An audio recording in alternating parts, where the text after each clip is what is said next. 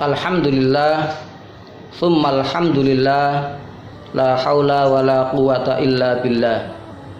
Asyhadu an la ilaha illallah wahdahu la syarikalah, wa asyhadu anna Muhammadan abduhu wa rasuluhu alladzi la nabiyya ba'dah.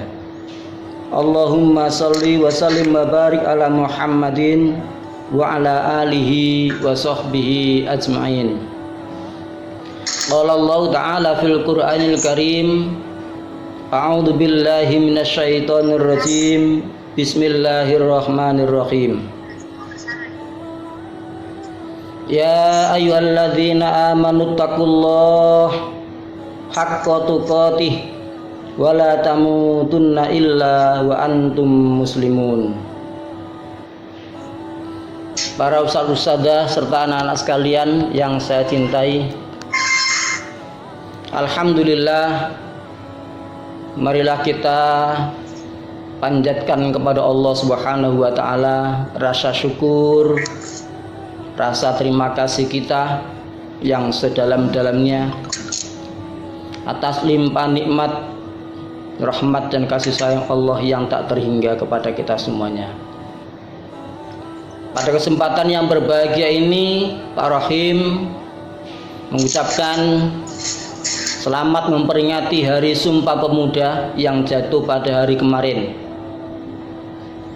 Anak-anak sekalian, pemuda memiliki peran yang sangat strategis. Pemuda memiliki peran yang sangat penting. Kita lihat dakwah Rasulullah Shallallahu Alaihi Wasallam didukung oleh para pemuda. Para pemimpin-pemimpin perangnya, panglima-panglima perangnya adalah para pemuda. Orang yang pertama diutus untuk datang ke Madinah sebelum Rasulullah hijrah adalah pemuda. Dan masih banyak lagi. Oleh karena itulah, pemuda adalah agen of change, agen perubahan. Proklamator kita, Bapak Insinyur Soekarno dan Presiden Indonesia pertama, mengatakan bahwa berilah aku 1000 orang tua, akan kujabut gunung Semeru, tapi berilah aku 10 orang pemuda, akan kuguncang dunia. Anak-anak sekalian, pemuda itu identik dengan perubahan. Kita ingat peristiwa di Indonesia, ada Sumpah Pemuda yang sebelumnya didahului dengan Serikat Dagang Islam, didahului dengan berdirinya Budi Utomo dan lain sebagainya, sehingga muncullah Sumpah Pemuda. Sehingga dengan demikian maka merubah tatanan perjuangan Indonesia dalam melawan Belanda yang semula bersifat kedaerahan menjadi nasional, yang semula hanya berkutat pada suku masing-masing, tetapi dengan Sumpah Pemuda, satu nusa, satu bangsa dan satu bahasa, menjadi satu untuk kemerdekaan Republik Indonesia. Dan jauh lebih penting dari itu semuanya adalah peran kita sekarang, para pemuda.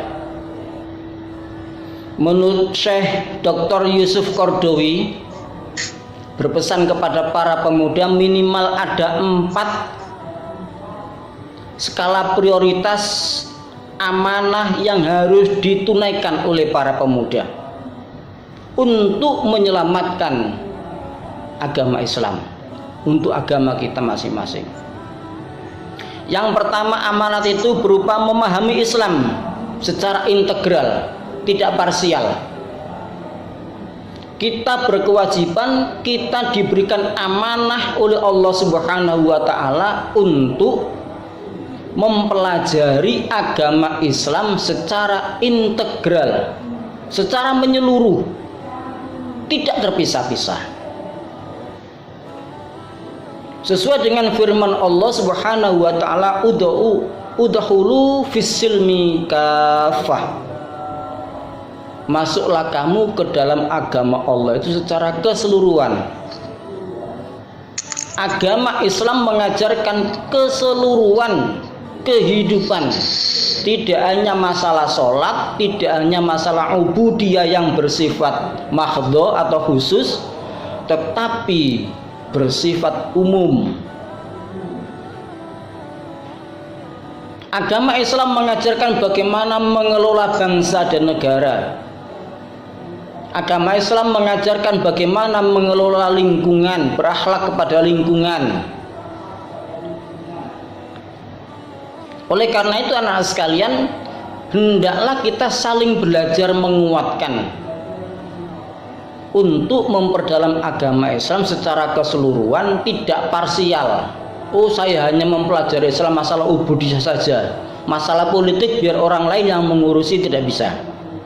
Nanti kalau politik yang ngurusi orang lain apalagi non-Islam, maka tentu itu akan mengancam keberadaan agama Islam yang saat ini menjadi mayoritas.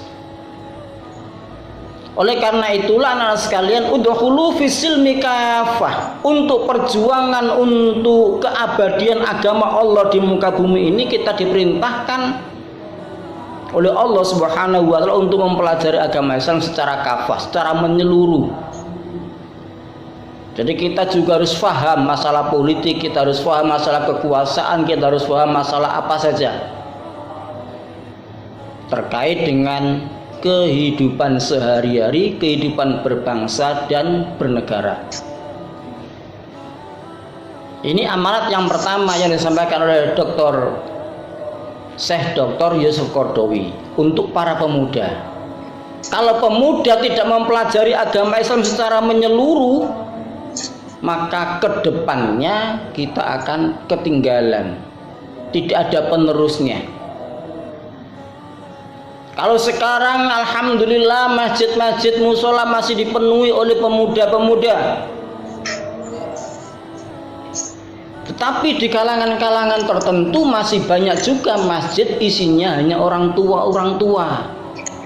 Apalagi waktu subuh, pemudanya masih tidur, masih ngorok semuanya. Masjidnya diisi oleh orang-orang yang sudah tua, yang sepuh.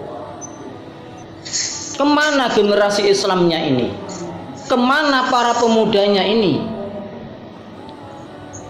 Oleh karena itulah mari kita bangkit dengan semangat Sumpah Pemuda, kita bangkitkan kembali ghirah kita mempelajari agama Islam secara menyeluruh, tidak secara parsial. Mempelajari agama Islam secara integral, tidak parsial, secara menyeluruh, tidak sepotong-sepotong.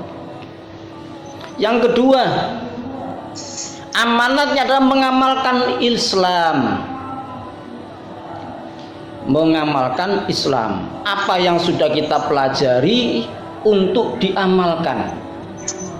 Kalau Pak Rohim sebut ada istilah trilogi Islam itu, ya Islam, ilmu, amal.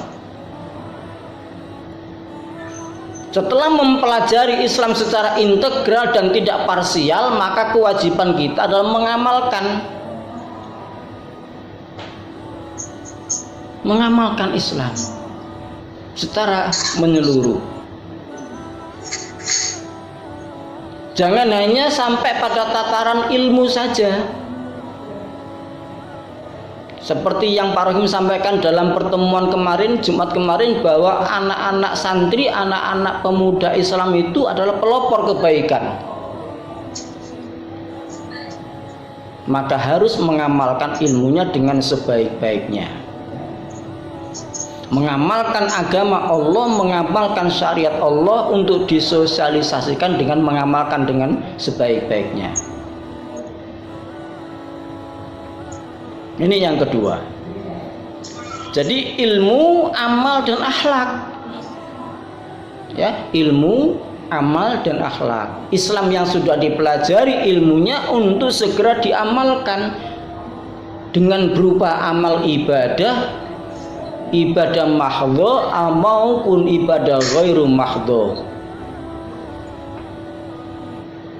dan diwujudkan dengan akhlak. Akhlak kepada orang tua dan guru, akhlak kepada sesama, akhlak kepada lingkungan, dan akhlak kepada diri sendiri. Akhlak kepada lingkungan, alam sekitar.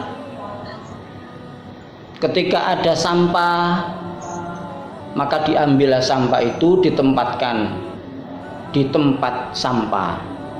Kalau kita jangan membuang sampah sembarangan. Kita lihat sekolah kita ini sekolah yang sudah bersih, yang sudah sehat, maka kita biasakan untuk menjaga kebersihan lingkungan.